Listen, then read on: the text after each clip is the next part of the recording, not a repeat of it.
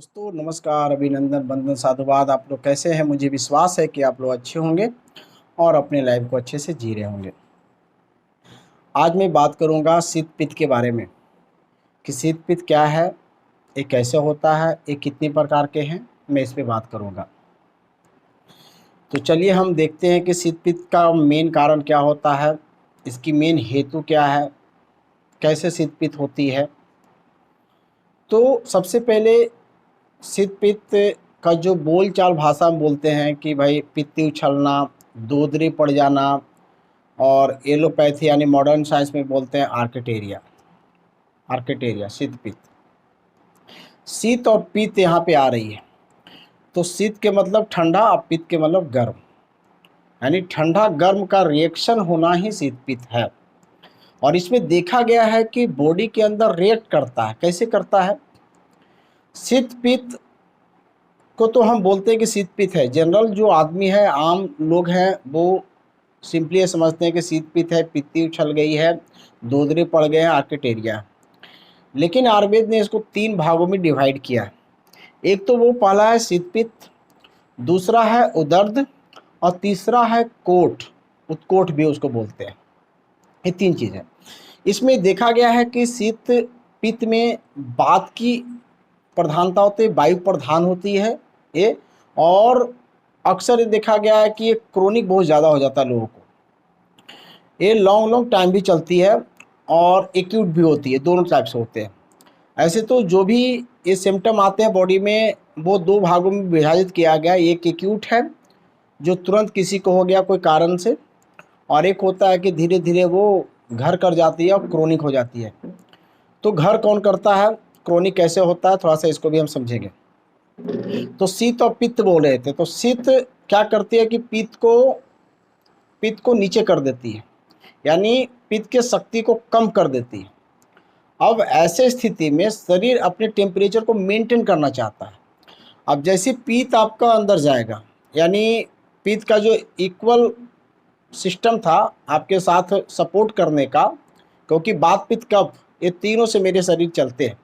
अब इसमें शीत प्रधान, अब वो आपके जो वायु वायु क्या करती है कि जैसे आपको ठंडा हवा लगेगा, ठंडे पंखे की हवा लगा, ये टेम्परेचर चेंज होगा, तो वैसे स्थिति में जो दूषित पित्त हैं जो आपके शरीर में रुके हुए हैं, उसे उठा करके स्किन के पास लेके आती है। वायु क्यों आती है? टेम्परेचर को मेंटेन करने के लिए। क्योंकि जैसे कोल अब ठंडा हवा लगेगा तो भाई ठंडा लग रहा है, तो इसको बचाने के लिए पित्त की जरूरत पड़ेगी। तो पित्त आती है और रिएक्ट करती है। तो रिएक्ट करेगी तो पित्ती उछलने लगेगी आपके शरीर के अंदर। और ये अक्सर देखा गया है कि जब भी ठंडी हवा ये सब चलती है तो आप देखे होंगे कि होती है शीत पित्त। तो इसमें वायु इसलिए प्रधान होती है कि वायु ही एक काम को करती है। पित्त एक जगह रुकी हुई है, वो दूषित पित्त को लेकर के स्किन में लेकर के आने का काम जो कर रही है, ब्लड में फैलाने का जो काम करती है, वो वायु कर रही है। तो इसमें वायु डोमिनेंट होता है, वायु प्रधान होता है शीत पित्त में। और आपके पित्त को कभी शीत से, पित्त को कभी शीत से, और शीत को कभी पित्त से, यानी रिएक्ट करता है। अभी देखा गया है कि ये एलर्जी टाइप का एलर्जी क्यों होती है? क्योंकि कहीं ना कहीं आपके बॉडी के अंदर कुछ ऐसे टॉक्सिक रुका हुआ है जो रिएक्ट कर रहा है। क्योंकि रिएक्शन करने वाली चीज़ रुकेंगे तभी हो सकता है। जैसे आपके तवे गर्म है, उस पर रोटी पकाते हैं, और उसमें हम अगर पानी वो डालेंगे तो कैसे भाप बनाती है ना। उसी प्रकार शरीर के अंदर रिएक्टिव तत्व रुके हुए हैं जो हमेशा रिएक्ट करते हैं टेम्परेचर से। तो एक तरह से ये एलर्जी टाइप का होता है। तो इसमें हम क्या करते हैं कि एलर्जी वाले दवाइयाँ खाते हैं, सिट्राजिन वगैरह खाते हैं, और बीमारियां शांत होते धीरे धीरे धीरे धीरे बीमारियां क्रोनिक हो जाती है और हम ठीक नहीं होते, क्योंकि हम सही से हेतु इसके कारण को समझ नहीं पाते हैं। इस कारण को अगर समझे होते तो हम इसको ठीक किए होते। तो इसका मेन कारण होता है आपका वायु बात बढ़ा। दूसरा जो होता है सो उदर्द होता है। उदर्द को अक्सर देखा गया है सर्दी, जैसे जनवरी फरवरी मार्च के महीना जो खत्म होने लगते हैं, तो ये अक्सर होते हैं उन लोगों को। तो इसमें देखा गया है कि कफ प्रधान होती है, उदर्द में कफ प्रधान होती है। और ये जब होगा तो सबसे पहले क्या होते हैं कि कुछ चकत्ते पड़ते हैं, उसे लालमा टाइप के पड़ेंगे, फिर खुजली होगी, दाह होगी, ये सब होती है इसमें भी, उदर्द में भी। हम ये बताना चाहते हैं कि उदर्द होता है और सितपित्त, और तीसरा होता है आपका कोठ प्रकोष्ठ। तो कोठ होता है, इसमें क्या होता है कि आपका पित्त प्रधान होता है, और ये अक्सर बरसातों के मौसम में जब गर्मी और बरसात वगैरह होते हैं तो ये अक्सर देखने को मिलता है आपका कोठ उत्कोट।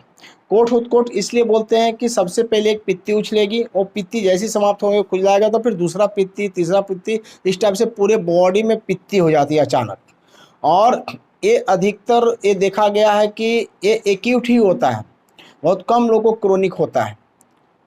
जो कोठ होता है वो एक्यूट बीमारी ज़्यादा माना जाता है इसको, एक क्रोनिक ज़्यादा नहीं हो पाता है। और ये तत्काल होगा, कुछ ऐसे रिएक्ट होगा आपके बॉडी के अंदर, जैसे आपने बहुत ज़्यादा खाना खाया, पित्त प्रकोपित हो जाती है, आपको इसमें उकाई आएगी और उकाई निकलेगी नहीं, आपको बकार महसूस होगा, दस्त भी नहीं हो पाएगा, तो ये रिएक्ट करती है ऐसे स्थिति में, तो इसी को हम कोठ और उत्कोट कहते हैं। तो ये पूरी पित्त प्रधान आपका बीमारी है। और आपका जो उदर्द हुआ वो शीत प्रधान हुआ, यानी ठंडे कफ प्रधान हुआ। तो इसमें जब कफ प्रधान होती है तो इसका इलाज अलग होगा। उदर्द जो होता है, क्योंकि इसमें पित्त प्रधान हुआ तो इसका इलाज अलग होगा। और शीत पित्त में वायु प्रधान होती है, इसमें अक्सर ये देखा जाता है कि कभी भी, ये माने मौसम से नहीं है, कभी भी एलर्जी आपको हो सकता है, किसी भी टाइम हो सकता है। जब भी ठंडे हवा ये सब टेम्परेचर में आपका कम ज़्यादा होगा तो रिएक्ट करेगा, ठंडा से गर्म, गर्म से ठंडा। और ये दोनों को चलाने वाला, ठंड गर्म को चलाने वाला कौन होता है? वायु, इसलिए वायु प्रधानता इसको दिया गया है। और ये बीमारी अक्सर लोगों को क्रोनिक हो जाता है, और वो दवाइयाँ जब तक खाते ठीक रहते, फिर वही थोड़ी सी टेम्परेचर चेंज होता है तो ये बीमारियां अक्सर होती है।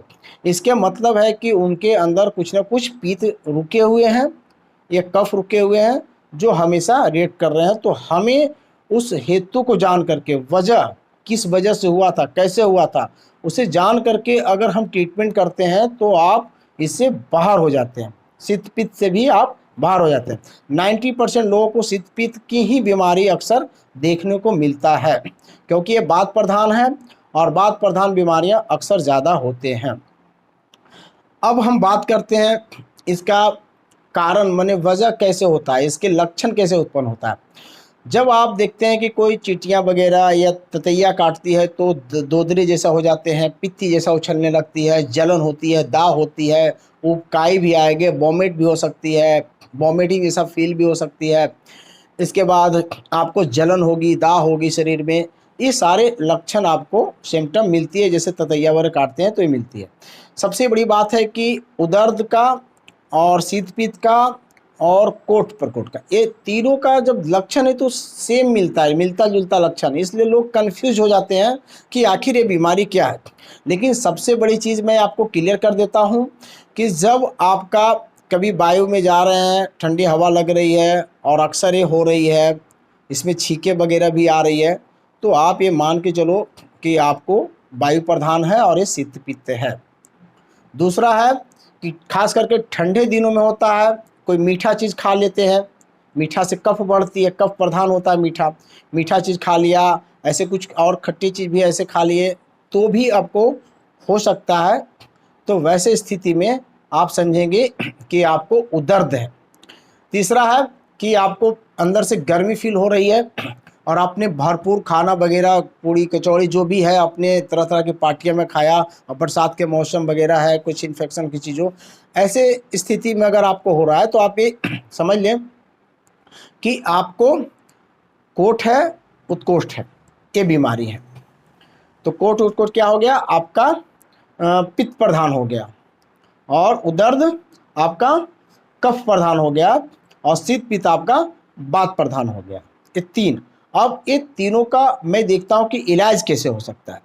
सबसे पहले शीत पित्त में क्या हो गया, आपके इलाज सबसे बढ़िया है कि सरसों का तेल ले।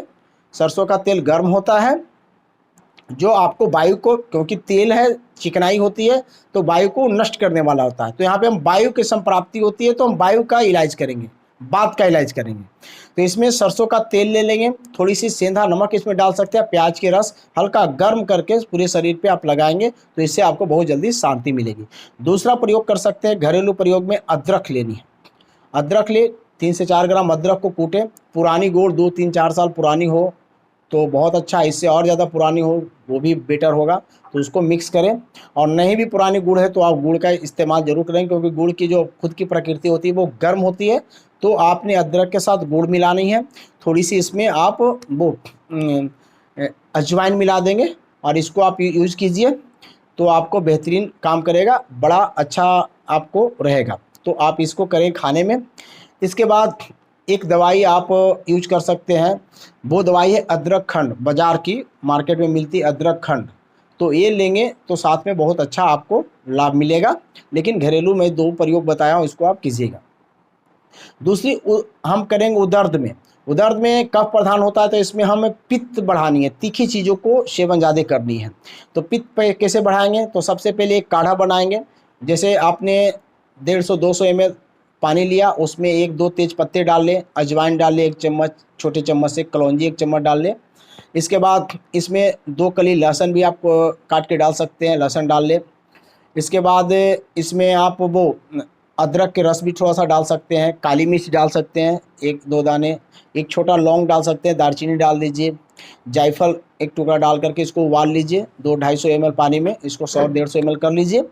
इसके बाद इसका सेवन करने में आप थोड़ी सी चाहे तो गुड़ मिला लें, गुड़ मिला करके कर सकते हैं। अगर थोड़ी सी ठंडी हो जाएगी तो इसमें शहद का भी इस्तेमाल कर सकते हैं, तो ये आपके लिए बेहतरीन रहेगा। लगाने में क्या करेंगे कि आप सरसों के तेल में अजवाइन, लहसुन, तेज़पत्ता, कलौंजी, जायफल, दालचीनी को पका लेंगे।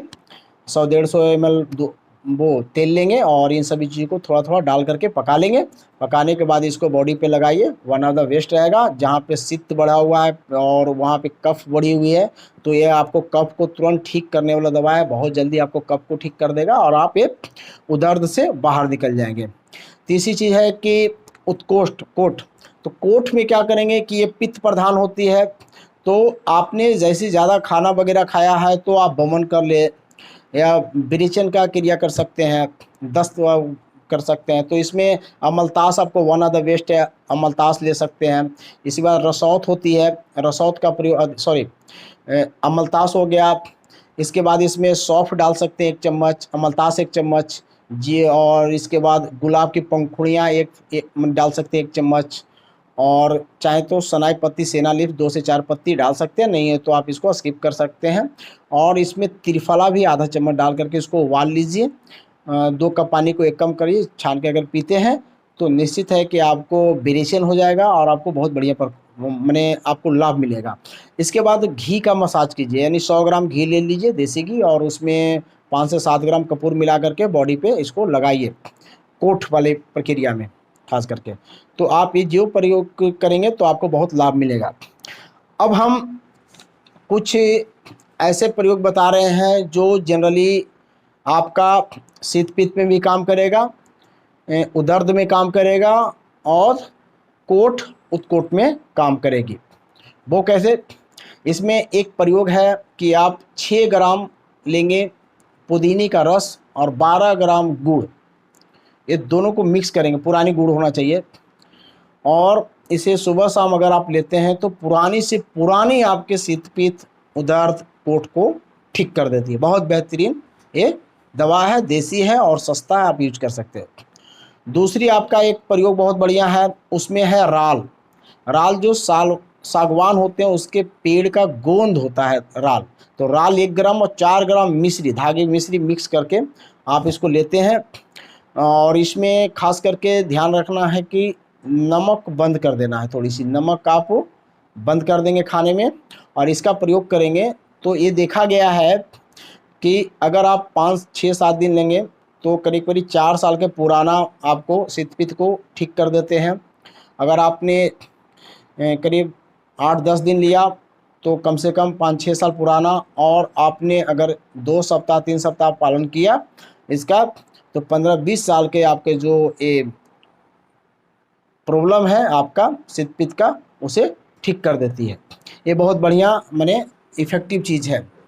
इसके बाद कुछ बाज़ार की दवाइयाँ हैं, ख़ास करके जैसे हरिद्रा खंड हो गया, जहाँ पे छींके वगैरह भी आ रही है तो साथ में एक आध चम्मच शहद के साथ ले सकते हैं। अदरक खंड हो गया, वो भी बहुत अच्छा काम करती है, उसे भी आप प्रयोग कर सकते हैं, बहुत अच्छा काम करेगी। तो इस टाइप से बाहरी दवाइयों को भी आप प्रयोग कर सकते हैं। और जो मैं बताया हूँ देसी घरेलू चीज़ है, बढ़िया है, इफ़ेक्टिव है। इसको अगर आप प्रयोग करेंगे तो निश्चित आपको बहुत फ़ायदा होगा। और एक प्रयोग और हम बता देते हैं कोट के लिए, उसमें जीरा आधा चम्मच, सौंफ आधा चम्मच और धनिया आधा चम्मच, 2 छोटी इलायची लेंगे, एक गुलाब का फूल भी इसमें डाल सकते हैं, मिश्री से मीठा कर सकते हैं और इसको 300 ml पानी में उबाल के लगभग इसको 150 ml कर लिए, 50-50 ml 3 बार पीजिए। जो तुरंत आपको प्रकोपित हुआ है, बहुत तेज़ जलन उसमें है, दाह है, तो आप इसको लेंगे तो निश्चित आपको बहुत ज़्यादा फ़ायदा होगा और बहुत इफ़ेक्टिव चीज़ है, ज़रूर प्रयोग कीजिए। और मैं ये बताना चाहूँगा कि मेरे वीडियो को फिर शेयर कीजिए, लोगों को शेयर करेंगे तो लोग को भी लाभ मिलेगा इससे। और मेरे भी चैनल बढ़ेंगे इससे, तो मुझे भी बहुत खुशी होगी, मुझे बहुत ज़्यादा बल मिलेगा और मैं अच्छे वीडियो आप लोग को लिए लेकर के ज़रूर आऊँगा। वैसे तो कमेंट्स बहुत लोग करते हैं कि ये वीडियो लेके आनी है, टाइम की अभाव होती है क्योंकि मुझे पेशेंट को भी देखना पड़ता है, बहुत सारा काम होती है। लेकिन मुझे इतना विश्वास है कि आने वाले समय में मैं तरह-तरह की सभी तरह के वीडियो लेके आऊँगा आपको हेल्थ के रिलेटेड, जो आपके लिए मोर इफ़ेक्टिव रहेगा और बेहतरीन काम करने वाला होगा। जब तक के लिए धन्यवाद, थैंक यू, जय हिंद।